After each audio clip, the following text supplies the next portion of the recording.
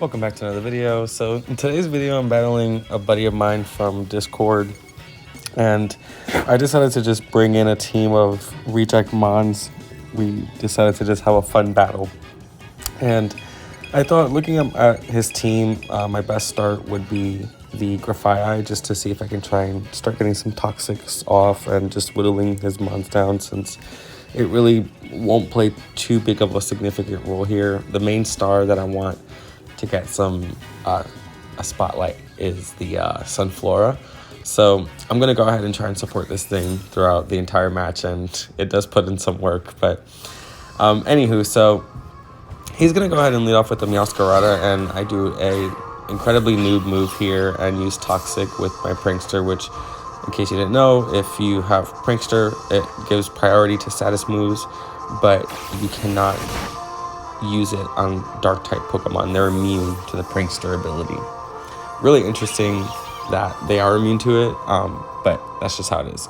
So I went and used Toxic, but low-key this kind of did, and I don't know if this was Alex's thought process, but I feel like because he saw the Toxic, he came in with the Goldango, and the Goldango is honestly the biggest threat on my team. So I was able to whittle this thing down and use knockoff on it, and he's going to go ahead and use Nasty Plot. So that's a pretty scary mon right there, because with Make It Rain, it only reduces one stage of special attack. Nasty Plot resists 2 stages. So he'll still be at +1 after he uses Make It Rain. So I go ahead and try to bait out the next attack and go for the Protect to get a little bit more heals off, which is going to be important because I'm going to swap out here into my Torkoal so I can try and resist the Make It Rain for at least 1 hit, which I will. So he does end up going for the Make It Rain. It takes me less than half on the Torkoal, but it's not very effective, so it's not able to take me out. So I predict that he's going to probably want to use Shadow Ball and go back into the Grafii. Why I do this is because I want the Grafii to get a little bit more heals off, and I know that if he's at full health or near healthy, he'll be able to survive a Make It Rain at +1 on very low HP. So that is what's going to happen here. The Goldango is going to use the Shadow Ball, and I'm immune, and I get a little bit more chip damage with knockoff, and I'll be able to get another knockoff here on the next turn to get it in range for my Sunflora to take it out.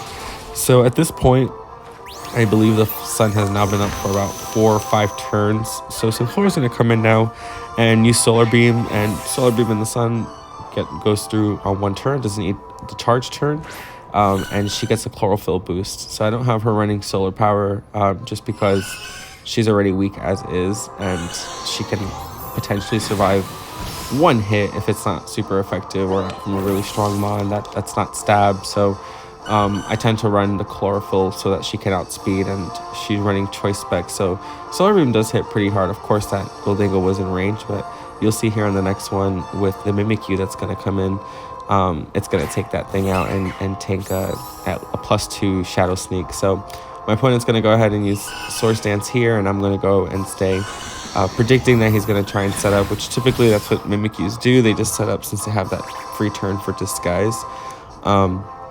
So I go for the Source Dance, which breaks the Disguise, and I go for the Solar Beam, and he goes for the Source Dance, and the Solar Beam breaks the Disguise.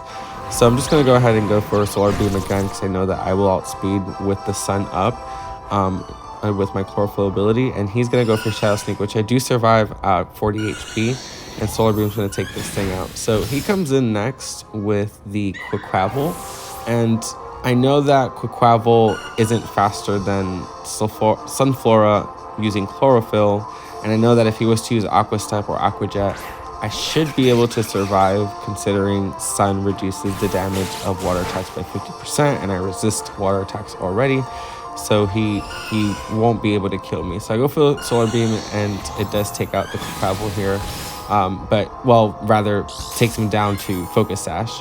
And I decided to swap out since the sunlight faded at this point. A Aqua Jet will definitely take me out, and I am in range for it to kill me if it's not getting reduced by that sun.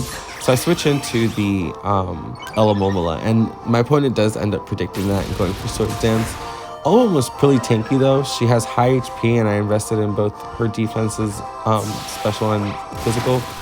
So I go for the Liquidation to take this thing out, and her ability is Regenerator, so I like running her with Wish Baton Pass Regenerator because she can set up Wish, use Baton Pass, and she's pretty slow. So the other Mon comes in on a free switch in and she heals upon switching out with Regenerator. So really love her as a cleric and support Mon on the team. So I do end up going for a swap here with the Masquerada coming in to the Torkoal. I believe Torkoal can at least take a hit from the Masquerada if it was a grass type attack, or the U-turn here. If it was a dark type attack, I definitely wouldn't have been able to survive that. But considering Torkoal is physically defensive, I decided to switch into him and set the sun back up for my Sunflora.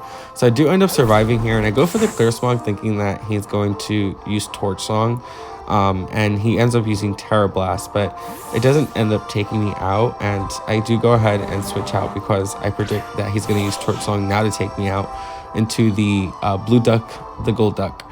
So I went ahead and sent him in, since he has Life Orb, to try and get this thing in range for another Mon to potentially take him out. So I go for the liquidation here, and he ends up terrestrializing into the fairy type, which won't do much damage, but because he does this, then now Sunflora can come in to do some pretty heavy damage since he can't resist her grass type solar beam attack. So I do end up getting it in range, getting some chip damage there with the liquidation, and he does end up taking me out. Considering he's at +1 from that Torch Song he got from hitting me, that definitely will take me out here.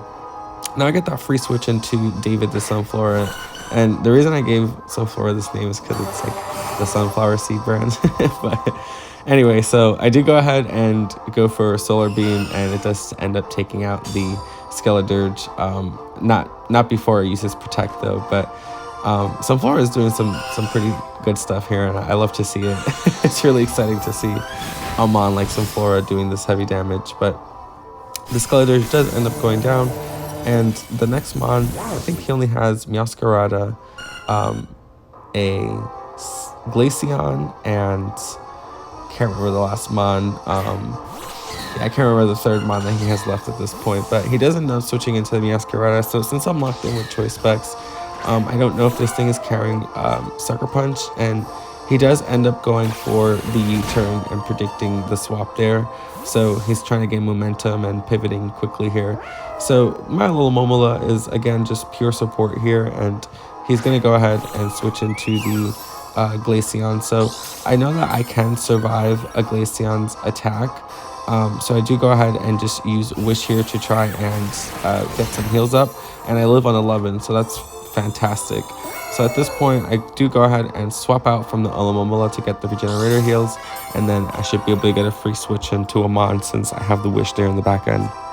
And the way that Wish works is like, it's based off the amount of HP that the Pokemon that used it, that's how much it will heal. So since Alomomola has really, really high HP, she usually ends up full restoring every other Pokemon because their HP is not as high as hers. So I do get hit with that Terra Blast crit, but it didn't matter because I held myself, but that didn't matter because he ended up getting the freeze on me, and nonetheless with Ice Fang. So pretty funny backstory there. When Alex joined the server, he had used this Glaceon with Ice Fang, and we were like, why are you using a physical attack with a special attacking Mon?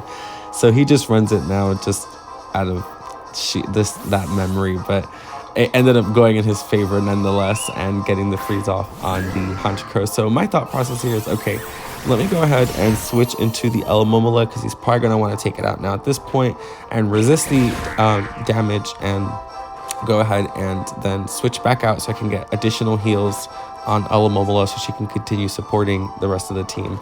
And I do then end up switching back into the Honchkrow, and he uses Terra Blast, which he survives, and somehow I thaw out using Sucker Punch. So that was awesome. Like, I can't even believe the luck there, but he ends up predicting me to going for the Sucker Punch again and using Snowscape to get that defense boost, and he just ends up making a risky play and using Snowscape again, which I didn't want him to do something that was going to support the team, which I figured he'd do something like that.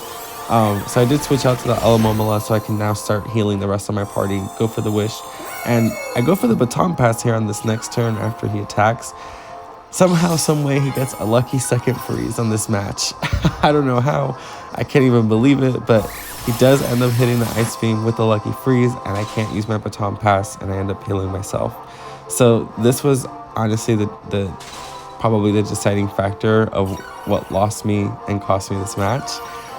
There was a play that I could have done later in this match, in the next couple turns that you'll see, that could have won me the game, but I definitely overthought and didn't do the play. So I go ahead and switch out the Alamomola to try and set up the Sun again and stop this thing from healing and just getting a free switch in by sacking off the Torkoal into my Sunflora. So I know that at this point Sunflora is a Fire Terra, and I can Terrastallize her to go for the Fire Terra or end up going for the Solar Beam. So considering the little time we have left, I really wanted to try and see if we could get the kill and close the match out. So I go for the Solar Beam. It does take out the Glaceon, but now I'm locked into the Solar Beam for the Meowscarada to come in. So I do end up going for the Solar Beam. He still has not Terrastalized yet, and neither have I.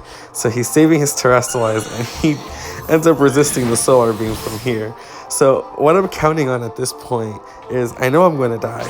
I'm counting on the Sucker Punch critical hitting and killing the Meowscarada with the Honchkrow. So I switch into the Honchkrow, and I come in, I Terrastalize into my Dark type to get the additional boost, and I have my Wide Lens, my Scope Lens rather, and the Super Luck ability, so I should be able to get the critical hit.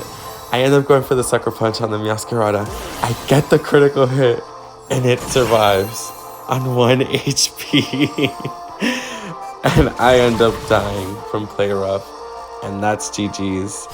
I know I have the Alamomola, but this Meowscarada obviously is carrying Flower Trick, and I'm frozen. So the game says I won, but we all know who won. So GG's, Alex. That was an awesome match, and thank you guys for watching. I'll see you in the next one.